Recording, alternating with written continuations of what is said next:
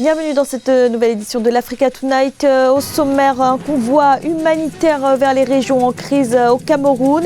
Des camions chargés de dons en faveur des populations déplacées ont été envoyés par le président Paul Biya et son épouse. 16 000 familles vont en bénéficier.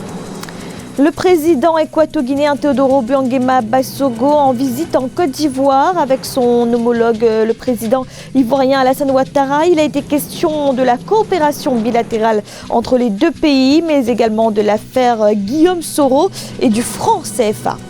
Et la première édition du festival Afro-Sapiens avait lieu au musée des civilisations noires du Sénégal.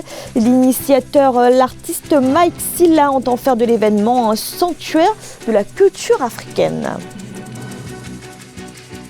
Ce sont plus de 100 camions chargés de vivres, de kits sanitaires et de matériel de couchage qui ont fait route vers les régions en crise du Cameroun. Un convoi à l'initiative du couple présidentiel, le président Paul Biya et son épouse.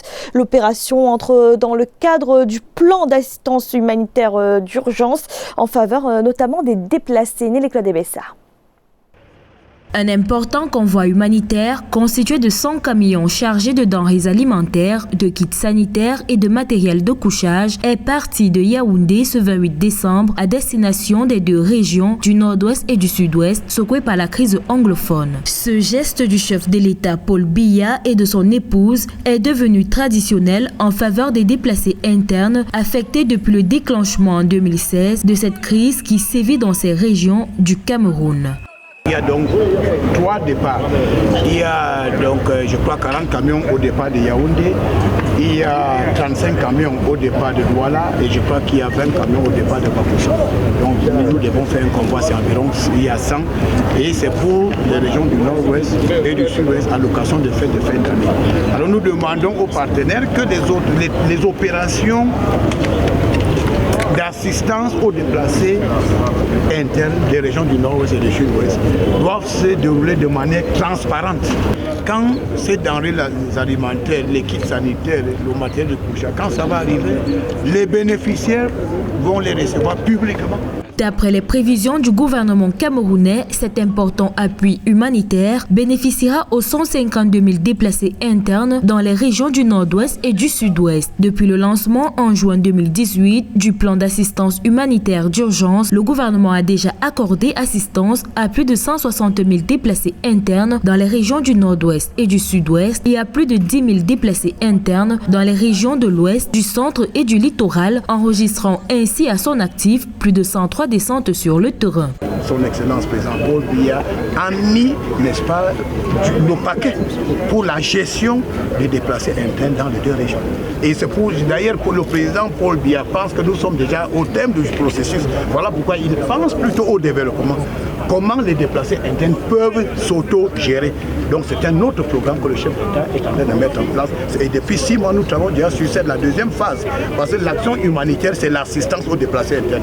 À travers le plan d'assistance humanitaire d'urgence et son exécution sur le terrain par le ministère de l'administration territoriale, le chef de l'État multiplie les actions et stratégies favorables au retour à la paix et à l'assistance des déplacés internes des régions du nord-ouest et du sud-ouest du Cameroun. Et en Guinée-Bissau, le second tour de la présidentielle avait lieu ce dimanche. Un second tour qui opposait Domingo Simoes Pereira à Umaru Sissoko Embalo. Quelques 700 000 électeurs étaient appelés aux urnes. À Bissau, la capitale, comme dans le reste du pays, le vote s'est déroulé dans le calme. Aucun incident majeur n'a été signalé selon la Commission nationale électorale. La CEDEAO avait envoyé 60 observateurs à ce scrutin. Les candidats, tous deux anciens premiers ministres, ont promis de redresser l'économie et de mettre fin au cycle de putsch et de coup d'État que connaît le pays depuis son indépendance en 1974. Le président ivoirien Alassane Ouattara recevait ce samedi son homologue équato-guinéen, le président Teodoro Obiang-Nguema Basogo. Les chefs d'État ont évoqué la coopération bilatérale entre les deux pays, l'affaire Guillaume Soro qui fait la une de l'actualité ivoirienne, mais également le franc CFA. Sur cette question, le président équato-guinéen s'est dit en faveur d'une réforme du franc CFA dans la zone CEMAC, le franc CFA qu'il juge obsolète. Reportage notre correspondant Olivier Diakota. En Côte d'Ivoire, lors d'une visite d'amitié et de travail effectuée ce 28 décembre 2019 à Abidjan par le président équato-guinéen Obiang Nguema chez son homologue ivoirien Alassane Ouattara, l'affaire Guillaume Soro était à l'ordre du jour. En effet, l'ancien président de l'Assemblée nationale est sous le coup d'un mandat d'arrêt international émis par la justice ivoirienne le 23 décembre 2019. Et le président Ouattara a donné sa lecture de la situation. Nul ne sera autorisé à déstabiliser la Côte d'Ivoire, à perturber la quiétude des Ivoiriens. Le droit sera appliqué à tous, candidats ou pas. Et les candidatures ne sont pas encore ouvertes par la commission électorale indépendante. Et même si c'était le cas, nul n'est au-dessus de la loi. La réforme du franc CFA qui deviendra l'écho en juillet 2020 et qui ne concerne pas encore la zone Afrique centrale a été également abordée par les deux chefs d'État. Aujourd'hui, nous pensons que nous sommes capables pour gérer notre monnaie sans l'implication de la France. Mais c'est-à-dire, on va travailler toujours avec la France comme un pays partenaire. En rappel, cette visite du président Obiang Nguema intervient dans un contexte préélectoral tendu en Côte d'Ivoire. La présidentielle de 2020 est prévue pour le 31 octobre. Au Congo, la prochaine élection présidentielle doit se tenir en 2021. L'opposition estime que les conditions ne sont pas réunies pour la tenue de l'élection à cette date. L'Union panafricaine pour la démocratie sociale, UPADS, propose une transition et un scrutin en 2023, mais sans la participation du président Denis Sassou Nguesso. Reportage de notre correspondant d'Eva Panzou. Le chef de file de l'opposition congolaise sollicite la prorogation du mandat du président de la République, Denis Sassou Nguesso, de 2 ans jusqu'en 2023. Objectif, améliorer la gouvernance électorale en vue de l'organisation des élections générales crédibles auxquelles ne pourra se présenter l'actuel chef de l'État. Si un consensus national pouvait aboutir au report de l'élection présidentielle à une date qui permettrait de régler en profondeur la question de la gouvernance électorale, pourquoi on ne s'y engagerait pas ? Ce qui aurait pour conséquence la prorogation du mandat du président de la République, avec tous les pouvoirs constitutionnels qui s'y rattachent, et avec interdiction pour lui de se présenter à la prochaine élection présidentielle.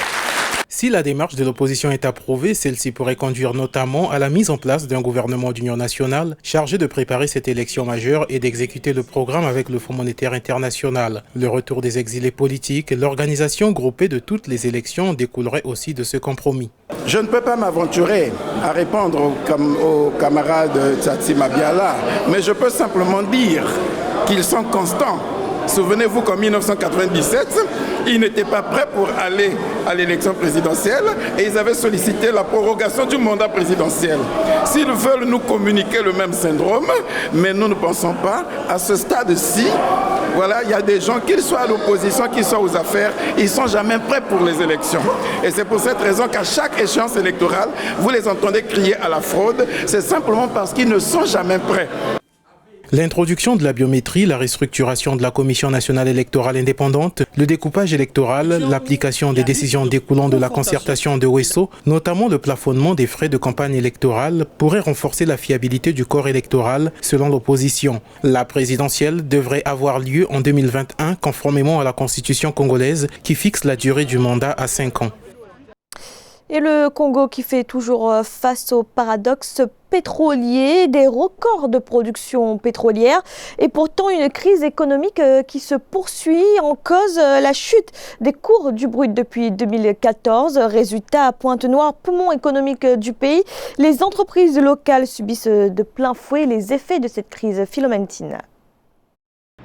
Alors que les pétroliers battent des records de production avec 350 000 barils de pétrole par jour, grâce à l'exploitation de nouveaux gisements, l'économie congolaise résiste toujours mal à la chute des cours de l'or noir amorcée en 2014. La mauvaise gestion des finances de l'État et la répartition quasi nulle des richesses du pays rendent le Congo plus fragile. S'il y a une volonté sur le point de la gouvernance, sur le point de l'optimisation des recettes, les pays peuvent rentabiliser ce secteur. Les recettes pétrolières doivent être des recettes publiques. Les prix de vente du pétrole ne doivent plus jamais être anticipés. En 2018, l'économie congolaise a repris une trajectoire positive avec une croissance du produit intérieur brut réel d'environ 1,6% selon la Banque mondiale. Néanmoins, le secteur non pétrolier continue de baisser. L'endettement du pays demeure insoutenable.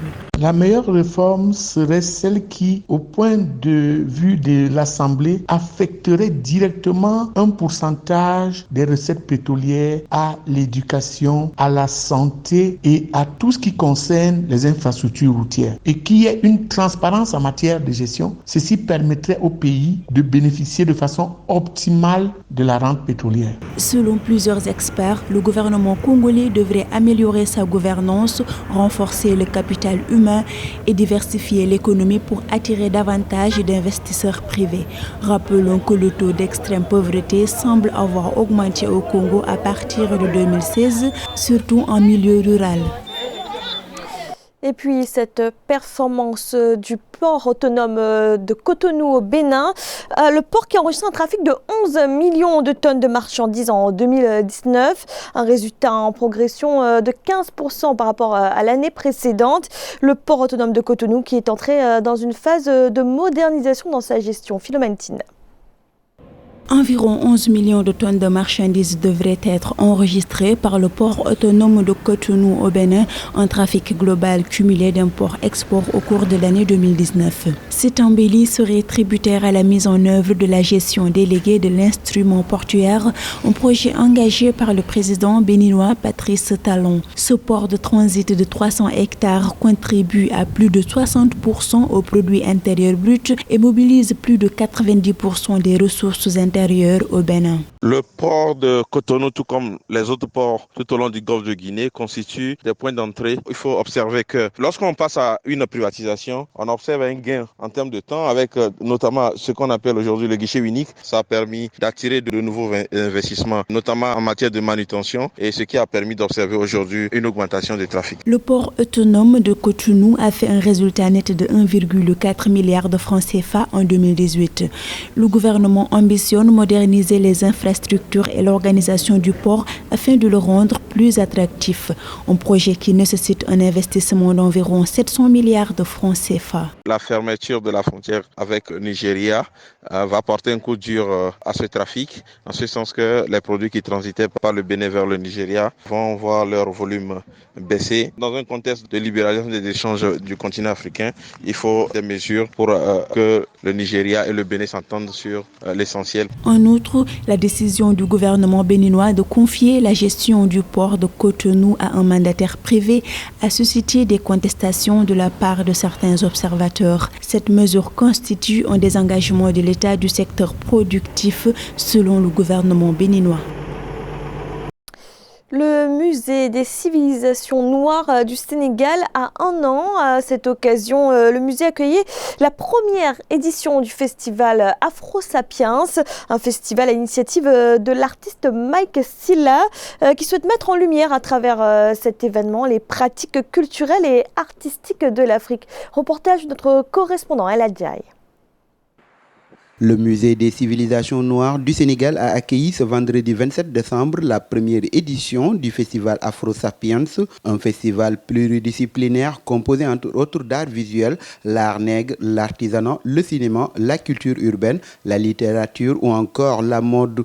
Pour Mike Silla, artiste aux multiples influences, l'objectif de ce festival consiste en premier lieu à rendre visibles et valoriser des pratiques artistiques et culturelles de l'Afrique, mais aussi par la même occasion offrir au plus grand nombre une transmission, une exploration du savoir et des références afin de mieux nous projeter dans une Afrique unifiée et ouverte vers le monde. L'Afrique a été toujours là, nourricière de beaucoup de bonnes choses pour l'humanité.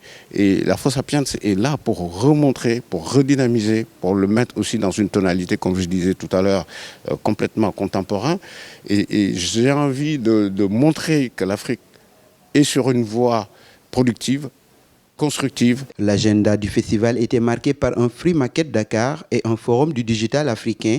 L'idée surtout de ce natif de la Médina est de rendre attrayant le continent africain. Il faut que l'Afrique aille vite, il faut qu'on gagne du temps. Le digital peut nous le permettre, nous donne cette chance-là, il faut le saisir, mais il faut garder aussi le côté, c'est pour ça qu'on fait le festival acoustiqueur, c'est de montrer que la musique, elle peut être digitale, mais elle peut être aussi jouée d'une certaine façon avec des instruments semi-traditionnels. Le styliste sénégalais Mike Silla, créateur de la marque Baifal Dream, est présenté comme une figure de l'activisme culturel de la fin des années 80 à nos jours. Il met en valeur de façon démarquée sa matière de prédilection, le cuir anobli en art porté.